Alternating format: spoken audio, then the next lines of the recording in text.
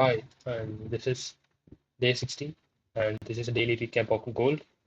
This is July 18th, 2024, and Thursday. So today I got a winner on the New York session with a 2.5 hour winner. So I actually trade with a fixed take profit, that is 2.5. I don't take partials, I don't trade to break even. So just currently, since I'm just starting out to trade, I don't want to complicate the trade management system because with partials or with the trailing stops, I, as an novice trader for myself, I would be tempted to bring the trades to break even if the price moves slightly above my take, I mean slightly to my take. I mean it is slightly in the profit region. And obviously, most of the times, price reverses backs, breaks, stops me in break even, and then moves in my direction. So, as a beginner trader, I just have a fixed 2.5 hour, which is a reasonable one. It's not very high, and it's a reasonable one.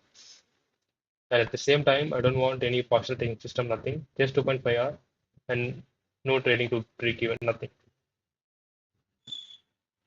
So, actually, I got the winner in the New York session today.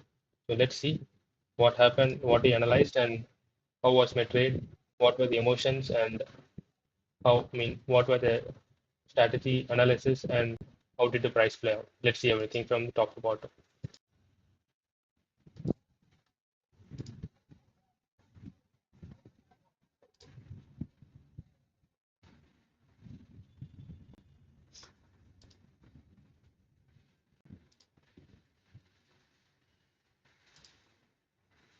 Okay, let's start with the daily.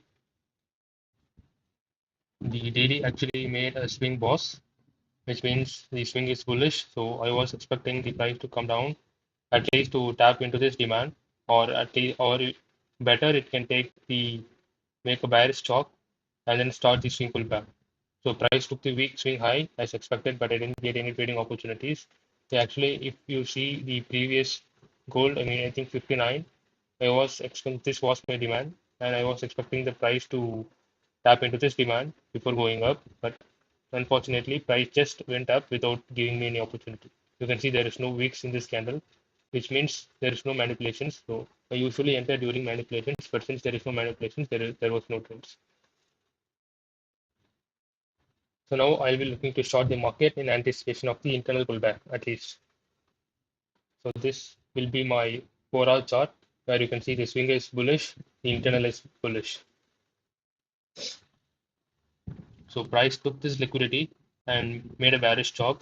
So there's a high probability that the price can go further down to mitigate this demand. But remember, price is already tapped into the fair value gap, so there is a high chance that the price can go up and take out the weak high. So there is a risk factor involved. So with a bearish chop, I can expect the price to continue its bearish order flow till it mitigates its overall demand. It's just an expectation. The opposite is that price has already mitigated the 4 hour fair value gap, so it can anytime reverse and then take out the weak internal high. So I must make sure that risk factor runs in back of my mind. Even if I lose, I must not be worried because I know why I lost. So this is the H1, and sorry, one second. So H1 is swing bullish. You can see these are the internal structures, and currently the internal structure is bullish. The internal structure got shifted to bearish, which means phase C has officially started. So there is a low resistance liquidity build up here, and the internal structure is shifted bearish.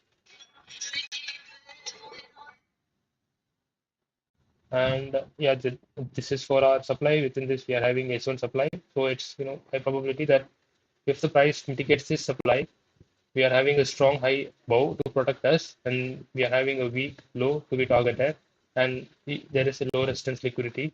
There is high chance that the price can come down to take out this liquidity and target the weak internal low. So let's just read the annotation. Swing is bullish, internal is bullish, internal is sorry, bearish. The swing pullback has been started. Internal pullback may end with this H1 supply. I'm looking for sells if the price reaches this POI. Not only price reaches that POI, it must also give me some lower time frame entry models. I will be targeting the weak internal lows plus some low resistance liquidity plus the Asian lows, which makes the trade very high probability. A price as took the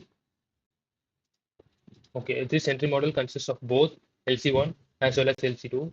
You can see this is M15 and price made a fake chop and took this liquidity. This PVL was still active, so LC2A is still valid. And I didn't enter here, but I just wanted some extra confirmation.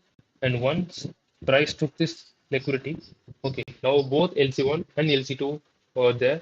But also there is some risk factor is that price can still go further up to tap into this M15 POI. So if the price comes down, makes a slight pullback and then goes up, we would be stopped out. So there is some risk factors involved. Price mitigated H1 POI and made a LC2A plus LC1 with input in lit. Thus, it placed sell order with take profit equal to 2.6 gross. So net will be 2.5.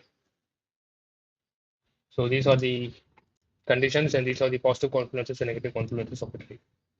So this is phase C shorts and this is a non-OT region. Higher time frame narrative supporting the medium time frame area. Yes, medium time frame POI as 4 out of 8 trading MSCS, and either it must be having S&P divergence or it must be in line with the MTF order flow. So I'll be choosing this in line with the MTF order flow because we are trading the internal structure which is pro internal. So we are in line with the medium time frame order flow. And this is a very small range, so we don't need fractal structures to support us. So why is that POI? Okay, what are the criteria? Must have swept the liquidity. Yes, it has swept the liquidity and then pushed down. Has displacement. Yes, it has displacement. Made a shift. It has made an internal boss. Unmitigated. No, actually, it got mitigated before the start of London session. As an inducement, no, it does not have weak inducement, but it does have a pullback inducement. Formed during kill zone, no. Yeah, actually, it was formed during kill zone. Formed during the New York session. Stacked within the high temperature POI, yes. Constructed in order block, yes. The you can't see. This is the order block, which caused a market success shift. So this order block got shifted, boom. So this is the valid high probability supply.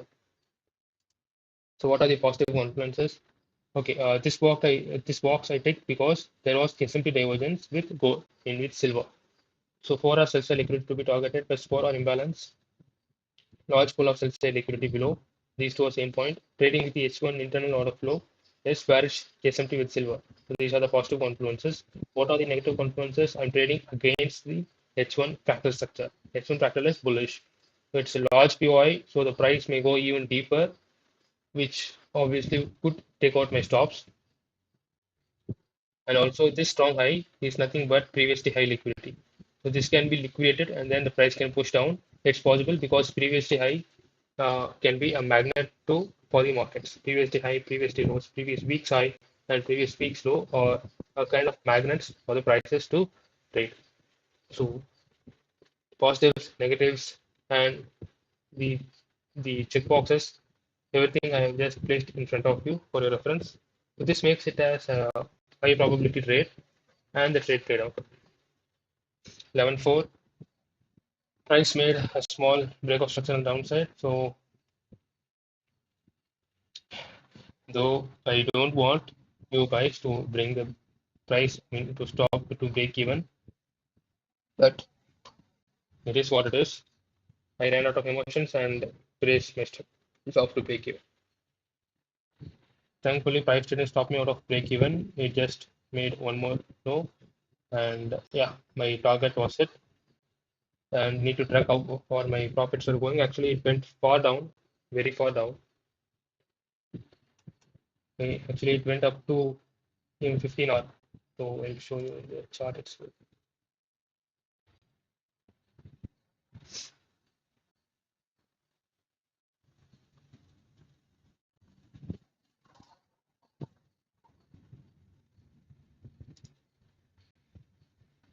So this was the trade that I placed on Thursday, somewhere here, and it went all the way down there. So around 15 to 16 hours, I was able to make it. But sorry, fixed 2.5 hour satisfy my needs, and that keeps the bucket filling. Okay, guys, that's a great trade today. Uh, yeah, I'll just be consistent and let my odds play out and see what the market can do with my strategy. As for me, with my strategy over a longer period of time. Thank you, guys. Bye.